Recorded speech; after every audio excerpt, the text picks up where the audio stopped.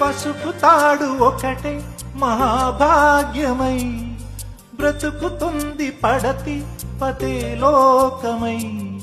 మగని మంచి కోసం పడే ఆర్తిలో సతిని మించగలరా మరే ఆప్తులు. ఏ పూజ చేసినా ఏ నోము నోచినా ఏ స్వార్థము లేని త్యాగం భార్యగా రూపమే పొందగా.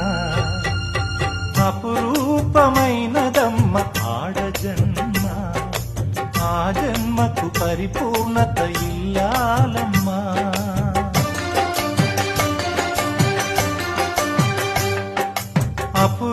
అపురూపమైనదమ్మ ఆడజన్మ, ఆ జన్మకు పరిపూర్ణత